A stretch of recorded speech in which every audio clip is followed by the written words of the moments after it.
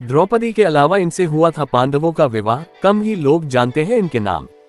महाभारत ग्रंथ में वर्णन मिलता है कि द्रौपदी पांचों पांडवों की पत्नी थी, जिसका विवाह असल में अर्जुन के साथ हुआ था, लेकिन एक घटना के पश्चात वह पांचों पांडवों की पत्नी मानी जाती है।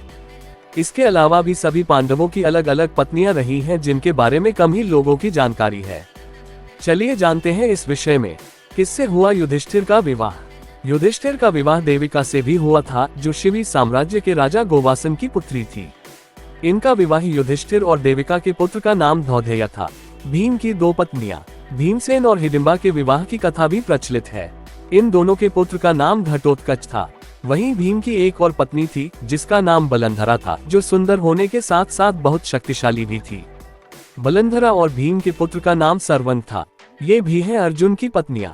अर्जुन का विवाह द्रौपदी से स्वयंवर की शर्त जीतने के बाद हुआ था। इसके अलावा अर्जुन की 3 और पत्नियां थी, जिसमें से एक श्री कृष्ण की बहन यानी सुभद्रा थी, उलूपी थी जो एक नागन्या थी। वहीं तीसरी पत्नी चित्रांगदा मणिपुर की राजकुमारी थी। अर्जुन को सुभद्रा से अभिमन्यु, उलूपी से इरावत और चित्रांगदा से वभ्रुवाहन पुत्र की प्राप्ति हुई।